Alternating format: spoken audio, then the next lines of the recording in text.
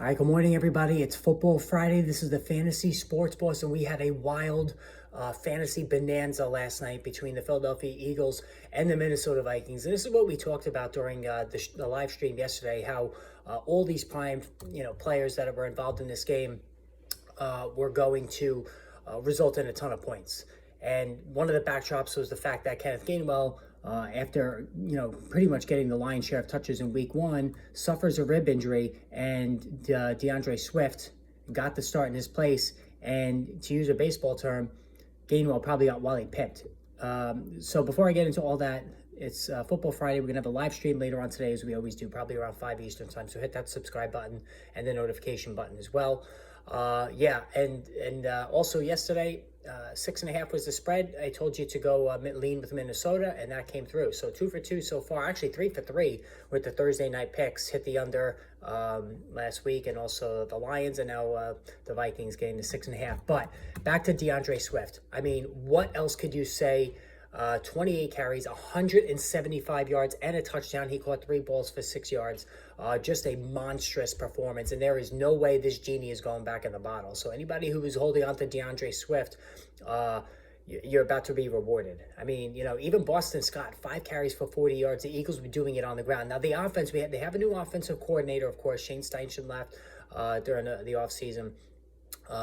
And you could tell the offense is just not moving as fluid as it did last season. And so there's stops and starts. But and they lean very heavily on the ground with DeAndre Swift. Now, for a smaller back who has a long injury history, you do not want to see 28 carries. But for this one game, and hopefully, you had him in the flex spot, because I said he was a flex this week.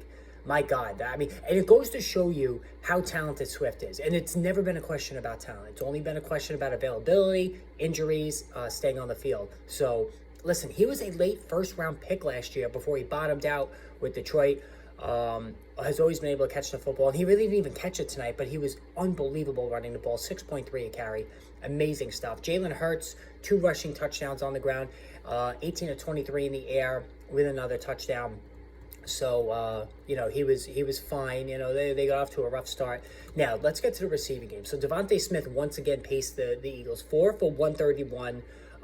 The targets weren't there, only 5 targets, but he scored a touchdown for the second week in a row.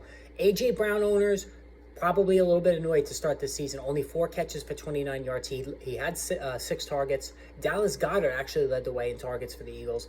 He caught 6 passes for 22 yards. So the yardage wasn't good. I mean, Goddard, at least he was involved this time, but it wasn't great. But A.J. Brown owners, I think, need to just take a deep breath, and I'm one of them. Certainly, when you look at the score, if you didn't watch the game and you look at the score, you see the Eagles put up 34 points. You probably think, oh my God, A.J. Brown went crazy.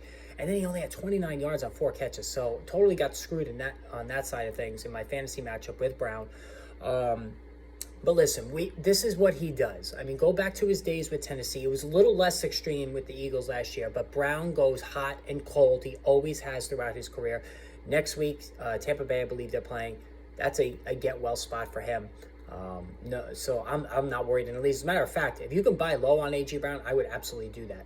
Now, getting to the Vikings, Kirk Cousins. Listen, for a guy who takes a lot of abuse, he's very productive, even going back to his Washington days. And he was awesome last night, 31 of 44, 364, 4 touchdowns. So in Superflex, you're like a pig in mud. It was just a great outing for him. He's not going to run. He never has. So in single quarterback leagues, it's a little tough to justify him every week. And no doubt you were probably worried about the Eagles' defense. So I don't think his usage was as high in single quarterback leagues, but he definitely came through for them for sure. And then Justin Jefferson, 11 for 159 with Darius Slay in primary coverage. He did fumble once, missed a touchdown by inches.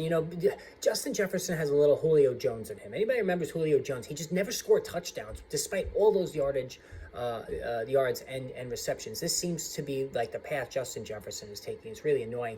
As Jordan Addison and TJ Hawkinson both scored. Jordan Addison only 3 catches, but 72 yards and a score. TJ Hawkinson, 7 for 66, 2 scores. So, you look at that tight end position, you can make the case right now that TJ Hawkinson is the second best tight end in the game behind Travis Kelce. Ahead of Mark Andrews, certainly ahead of George Kittle, Darren Waller. He's been awesome since coming to Minnesota, and he was already very good in Detroit. But Alexander Madison, the running game.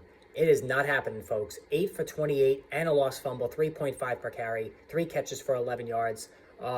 Just a downright awful game for him. And second week in a row, he was listless. I know he scored in week 1, but if you're a Ty Chandler owner, and he only had 1 carry for 0 yards,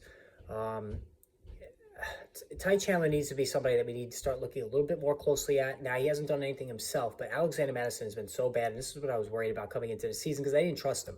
He wasn't very good last year either. So he doesn't have that trust factor with me. So concerned about him going forward, but everybody else pretty much balled out except for A.J. Brown.